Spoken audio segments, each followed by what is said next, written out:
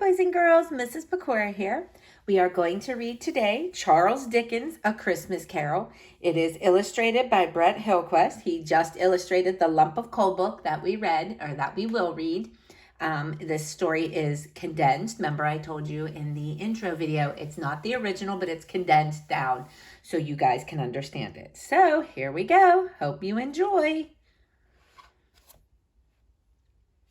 Marley was dead. There was no doubt whatever that old Marley was dead as a doornail. This must be distinctly understood, or nothing wonderful can come of the story of Ebenezer Scrooge.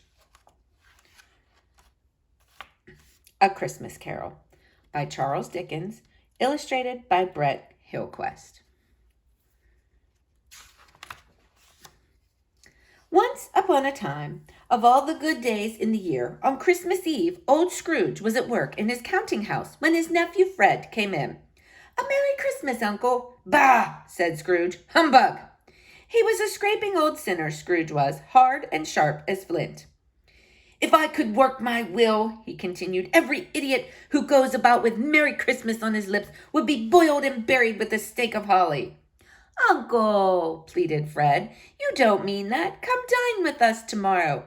"Humbug!" said Scrooge, and he waved his nephew out the door. At day's end, Scrooge's clerk, Bob Cratchit, snuffled the candle out and put on his hat to go. "You'll want all day off tomorrow, I suppose," Scrooge grumbled. "Christmas, a poor excuse for picking a man's pocket every 25th of December." Scrooge walked out after him with a growl. When Scrooge arrived home, however, something strange happened. As he put his key in the lock, he saw on the knocker not a knocker, but the face of his dead partner, Jacob Marley. "Humbug!" said Scrooge. All at once it was a knocker again. Quite satisfied, he closed the door and locked himself in. Scrooge had dressed for bed and settled in before the fire when he was startled by a clanking noise, as if someone were dragging a heavy chain in the cellar. Then he heard the noise much louder, on the floors below, then coming up the stairs, then coming closer still. A finger came on through the heavy door. "Who are you?" trembled Scrooge.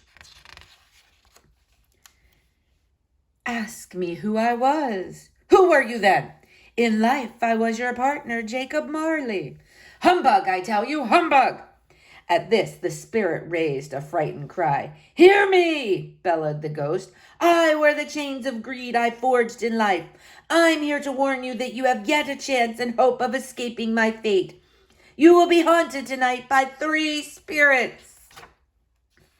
I think I'd rather not," said Scrooge. "Without their visits," said the ghost, "you cannot hope to shun the path I tread. Expect the first when the bell tolls 1.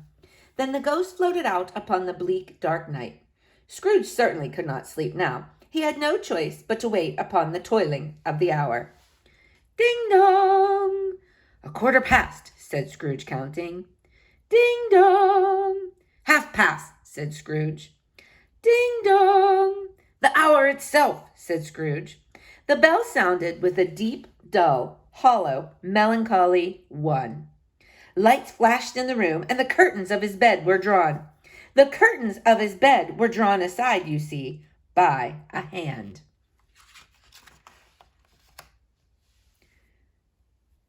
"Who and what are you?" Scrooge demanded. "I am the ghost of Christmas past." "Long past?" inquired Scrooge. "No, your past." It clasped him gently. "Rise and walk with me." Scrooge was helpless as together they passed through the wall. Scrooge saw that they now stood upon an open country road. The city had entirely vanished. "I know this place," he gasped. "I was a boy here." A group of boys in great spirits came along the road, and Scrooge called out to them. The ghost held up a hand.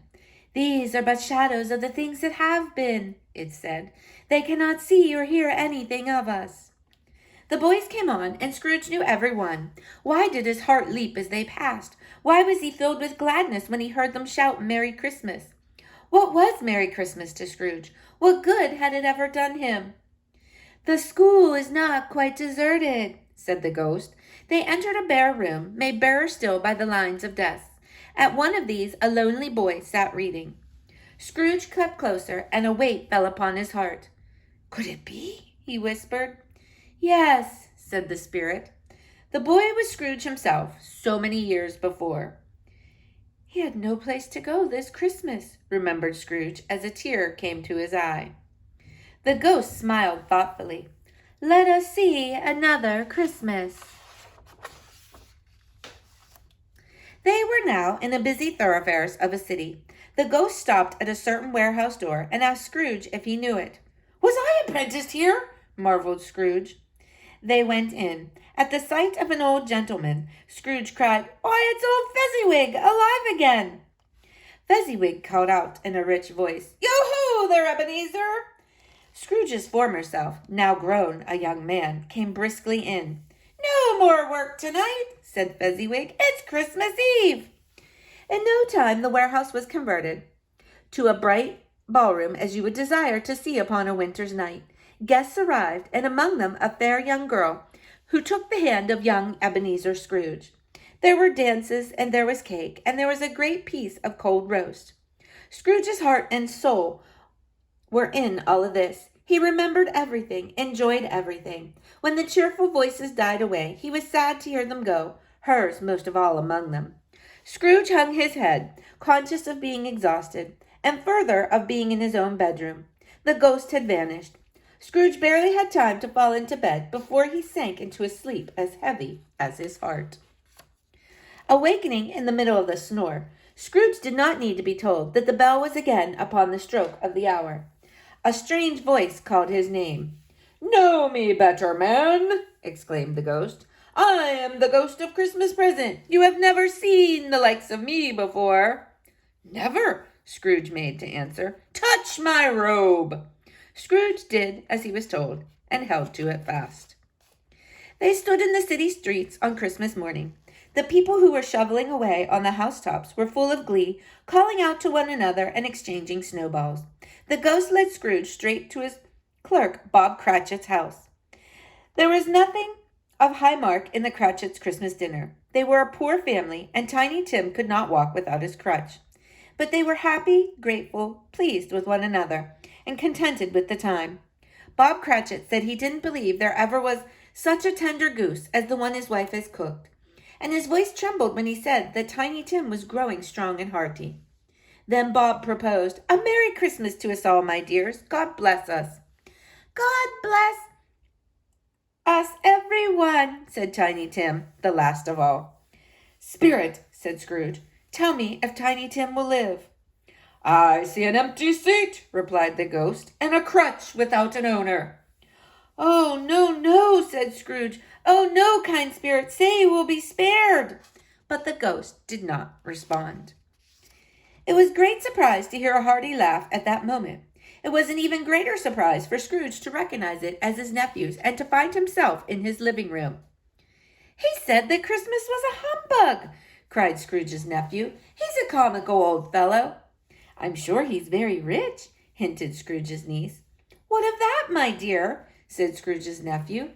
"His wealth is of no use to him. He doesn't do any good with it. He doesn't make himself comfortable with it. He hasn't the satisfaction of thinking, that he is ever going to give us it." Scrooge cast his eyes upon the ground, but he raised them speedily on hearing what his nephew spoke next. "Merry Christmas and Happy New Year to the old man wherever he is. He wouldn't take it from me, but he may have it nonetheless. Uncle Scrooge." "Uncle Scrooge!" they cried. "And a Merry Christmas to you, my darlings," Scrooge responded gratefully, forgetting that his voice made no sound in their ears. Soon they began playing games, for it is good to be children sometimes, and never better at Christmas. Scrooge begged like a boy to be allowed to stay. "1 half-hour, spirit, only one." But the ghost was gone. The chimes were ringing. Scrooge remembered the prediction of old Jacob Marley, and beheld his solemn phantom, draped and hooded, coming like mist along the ground toward him. "I am in the presence of the ghost of Christmas yet to come," said Scrooge. The spirit did not answer, but pointed onward with his hand. Although he was used to ghostly company by this time, Scrooge feared the silent shape, and he found that he could barely stand to follow it. "Will you not speak to me?" It gave him no reply. The city seemed to spring up around them. The specter gestured to a knot of businessmen. "I don't know much about it," said a fat man with a monstrous chin. "I only know he's dead." "It's likely to be a cheap funeral, for upon my life, I don't know anybody to go to it," said another. Scrooge did not know what to make of this conversation. It could not be about the death of Jacob, his old partner, for that was past, and this ghost province was the future. The spectre led Scrooge into a low-down shop where a woman was untying a heavy bundle. "Bed curtains," said the shopkeeper. "You don't mean to say you took 'em down, rings and all, with him lying there dead?" "Yes, I do," replied the woman. "If he wanted to keep him after he was dead, he'd have somebody looking after him, instead of gasping out his laugh there alone by himself." Ha ha ha! Scrooge shuddered from head to foot. The scene had changed, and now he almost touched a bare bed, on which, beneath a ragged sheet, lay there unwatched, unwept, uncared for, the body of this man. "Let us leave this fearful place!" Scrooge cried. "Spectre!" cried Scrooge after they had gone. "Tell me what man that was whom we saw lying dead." The phantom led him among the graves of a churchyard and pointed down to one. "Answer me one question first," said Scrooge. "Are these the shadows of things that will be, or are they the shadows of what might be only?" Still the ghost pointed, as unmovable as ever. Scrooge crept forward, trembling as he went, and read upon the neglected grave his own name, Ebenezer Scrooge. "Am I the man who lay upon the bed?" he cried. "No, spirit, oh, no, I am not the man I was. I will honor Christmas in my heart, and keep it all the year. I will live in the past, the present, and the future. The spirits of all three shall live within me. Oh, tell me I may wipe away the writing on this stone." Holding up his hands in a last prayer to have his fate reversed, Scrooge saw a change in the phantom's hood and dress. It shrunk, collapsed, and dwindled down into a bedpost.